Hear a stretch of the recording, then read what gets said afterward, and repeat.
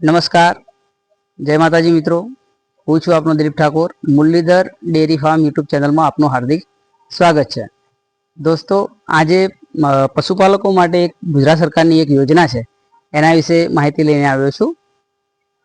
આ જે યોજના છે એ યોજનાની સહાય મારા ગામના એક પશુપાલક સાથે આ બનાવ બનેલો છે અને તાજેતરમાં જ આ 2 દિવસ મારે જ આની સહાય માટે જે પ્રોસેસ કરવાની હતી જે અમે જાતે કરી છે, એટલે એનો અનુભવ દર્શાવતો એક વિડીયો બનાવું છું કે તમારે પણ જો કદાચ આવો કોઈ બનાવ બને, આવી કોઈ ઘટના બને તો ગુજરાત સરકાર દ્વારા સહાય મળવાપાત્ર છે. દોસ્તો, આ યોજના આકસ્મિક પશુનું મૃત્યુ થાય, વીજળી પડવાથી આકસ્મિક મૃત્યુ થાય તો આની અંદર સહાય મળવાપાત્ર છે. આની અંદર પશુપાલકોના આ યોજનાની અંદર રકમ, જે સહાયની રકમ છે એ પશુપાલકોના બેંક ખાતામાં સીધી જમા થાય છે, એટલે બીજો કોઈ વિષય નથી.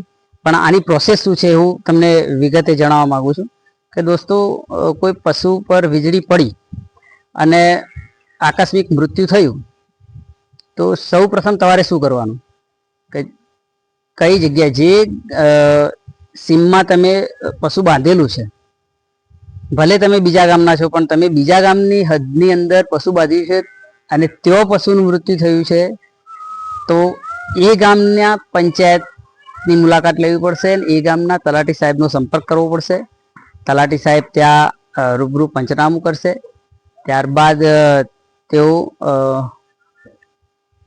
પશુપાલન વિભાગનો કોન્ટેક્ટ કરશે અને તાલુકામાંથી ટીમ ત્યાં સ્થળ પર મુલાકાત લેશે અને મુલાકાત લીધા બાદ પીએમ માટે ના સેમ્પલ લેશે. પીએમ રિપોર્ટની અંદર જો તમારે વીજળી પડવાથી મૃત્યુ થયું છે એવું કારણ આવે તો પશુપાલકને આ સહાય મળવાપાત્ર છે.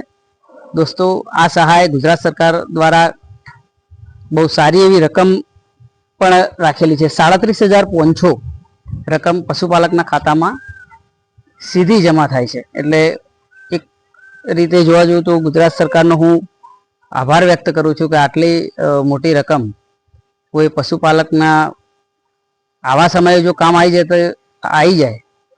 આવતી હોય તો જે પશુ ગુમાવ્યું છે એનું દુઃખ હળવું થતું હોય છે. ત્યારબાદ તે નવું પશુ ખરીદવાની ક્ષમતા રાખતું હોય છે. અત્યારે પશુ ની કિંમત અંદાજિત એવરેજ 60,000 થી 70,000 છે, પણ ગવર્મેન્ટે જે રકમ જાહેર કરી છે એવી મૂળ ટેકારૂપ સાબિત થઈ શકે છે. દોસ્તો, આ યોજનાની મેં જે વાત કરતો હતો ત્યાં આગળ તમારું ત્યાંથી જે પીએમ રિપોર્ટ આવ્યા બાદ એનું ફોર્મ ભરવાનું હોય છે.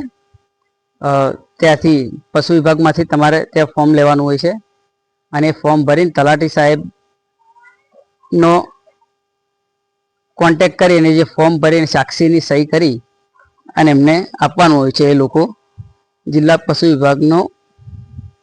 વિભાગની અંદર પહોંચાડતા હોય છે. ત્યારબાદ 4 થી 5 દિવસની અંદર તમારા ખાતામાં 37,500 જમા થતા હોય છે. આની અંદર કોઈ પણ પ્રકારનો ખર્ચ નથી. કોઈ અધિકારી આની અંદર કોઈ પૈસા કે કોઈ વસ્તુનો અધર ખર્ચ નથી. તમારે આની અંદર ડોક્યુમેન્ટ શું જોઈએ એની હું વિશેષ માહિતી આપું તો સૌ પ્રથમ તો પીએમ રિપોર્ટ, ત્યારબાદ પંચનામું જે સમય કર્યું છે એ વખતેના 2 મોટી કોપી 2 કોપી તમારા ફોટા પાડવાના થશે. ત્યારબાદ Aadhaar card, PAN card, ration card, bank passbook, જે પશુપાલકના નામે અરજી કર્યા હોય એના જ આ બધા ડોક્યુમેન્ટ લેવાના રહેશે અને ડેરીનો સભાસદ નંબર, તમે જે નંબરથી ડેરીમાં દૂધ ભરાવતા હોય એ નંબર બી આની અંદર નોંધવાનો રહેતો હોય છે. દોસ્તો, આટલી પ્રોસેસ, આટલા ડોક્યુમેન્ટ અને આ સહાય મળવાપાત્ર છે. હું ગુજરાત સરકારનો ફરીથી આભાર વ્યક્ત કરું છું કે આ યોજના જે 37,500 વીજળી પડવાથી જે મૃત્યુ થાય છે એના ઉપર રાખી છે. હું વિશેષ રિક્વેસ્ટ કરું છું કે કોઈ બી કારણોસર પશુનું મૃત્યુ થાય તો પશુપાલકોની અંદર પશુપાલકોને વધુ નહીં પણ જે ટેકારૂપ મદદ થાય એવી કંઈક યોજના લાવો. અને જો પશુપાલકો સક્ષમ હશે તો આજે હાલની તારીખમાં જે બેરોજગારીની વાતો થઈ રહી છે એ મારા ખ્યાલથી જો પશુપાલકોને અને ખેડૂતોને જો સપોર્ટ મળ્યો ને તો કોઈ સિટીની અંદર કોઈ જોબ શોધવા જાય નહીં, અહીંયા ઘરે જ બધું કરશે. પણ અત્યારે શું છે કે કોઈ ટેકારૂપ નથી, કોઈ આનો વિકલ્પ નથી. અન્ય કોઈ કારણથી કોઈ પશુ મરી જાય, ધારો કે લંપી વાયરસની અંદર ઘણા બધા પશુ મરી ગયા તો એ લોકો નોંધારા થઈ ગયા, એમને કોઈ સહાય મળવા પાત્ર થઈ નહીં. તો આવી સ્થિતિની અંદર પશુપાલકો નિરાધાર થઈ જતા હોય છે. તો હું સરકારને રિક્વેસ્ટ કરું છું કે પશુપાલકો વિશે કંઈક સારી એવી યોજના લાવો, એમના વિશે અલગ બજેટ ફાળવો તો ભણેલા ગણેલા યુવાનો પણ આ ધંધાની અંદર જોડાશે. અને હું ચોક્કસ ખાતરી આપું છું કે આ બિઝનેસ એવો છે કે જે સારી એવી રોજગારી પૂરી પાડે એવો છે.